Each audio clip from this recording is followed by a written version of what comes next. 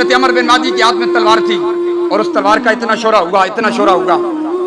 जंगे यरमुक में हजरत मादी बिन करब गए ना, तो रूमी के साथ जब आपकी टक्कर हुई, आप घोड़े की पूंछ से नीचे आए और मादी बिन अमर बिन मादी करब जिस वक्त जंग में गए उस वक्त आपकी उम्र 86 साल थी। आज का बूढ़ा सिर्फ दीन पे तबसरा कर सकता है, दीन के लिए निकलने के लिए तैयार नहीं है। हम सिर्फ दीन पर तबसरा करते हैं, दीन की बात करने के लिए तैयार नहीं। 86 साल की उम्र है, घोड़े की पूंछ से जमीन की तरफ आते हैं। रूमी शाह सवार आगे आया, आपने उसकी घोड़े की दुम को पकड़ लिया। यह है मर्द, यह है मर्द। जब घोड़े की दुम को पकड़ा ना, आपने पता क्या कहा? हजरत उमर बिन मादी करब कहने लगे जंग बाद में होगी, अगर मर्द का बच्चा है तो पहले अपने घोड़े की पुष्ट मुझसे छुड़ा के दिखा दे, इसकी दुम मुझसे छुड़ा के दिखा, मैं तुझे मान जाऊंगा। यह ताकत। बड़ा जोर लगाया, उसे भी पसीने आ गए, घोड़े को भी पसीने आ गए, लेकिन दुम हुजूर के गुलाम के हाथ में थी। यह है अमर बिन मादी करब। तलवार का चर्चा हुआ, बड़ा जिक्र हुआ। भाई अमर बिन मादी करब के हाथ में जो तलवार है बड़ा काट करती है, दुश्मनों के सर काटती है। हजरत फारूक आजम ने खत लिखा, फरमा तलवार मदीना पाक में वापस भेजो। आपने तलवार वापस भिजवा दी मदीना पाक में। तलवार आई हजरत उमर के बाद। हजरत उमर ने एक और सहाबी को दी, फरमा जाओ ये ले जाओ, देखो क्या करती है।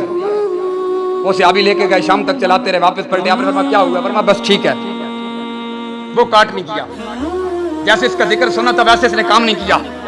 आपने खत लिखा फिर हजरत अमर बिन मादी करब की तरफ कि तुम्हारी तलवार का तो बड़ा जिक्र सुना था, उसका बड़ा शोरा था, बड़ा चर्चा था, लेकिन उसने वो काम नहीं किया।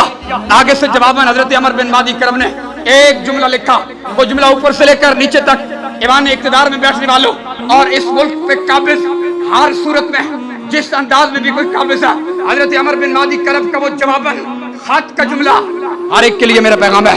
हजरत अमर बिन मादी करब ने कहा, उमर मैंने तलवार भेजी थी, अपना हाथ नहीं भेजा था। वो जब मेरे हाथ में थी तो काट करती थी, मेरे हाथ में थी तो दुश्मनों के सर काटती थी। मैंने कहा तलवार अमर बिन मादी करब के हाथ के अंदर हो तो चलने का अंदाज और होता है। मैंने कहा यही तलवार जब सलाहुद्दीन अय्यूबी के हाथ में आ जाए तो गुस्ताखाने रसूल के टुकड़े कर देता है, और जब इन गुमाश्तों के हाथ में आ जाए जो मुल्क पर काबिज नहीं है, जो मुल्क की मईशत की तबाही का सबसे बड़ा सबब नहीं है, जब तुम्हारे हाथ में हो जाए। लेकिन इकबाल कहता है मैं करूं क्या कि काफिर की मौत से भी लरसता हो जिसका दिल, काफिर की मौत से भी लरसता हो जिसका दिल। कहता है कौन उसे मुसलमान की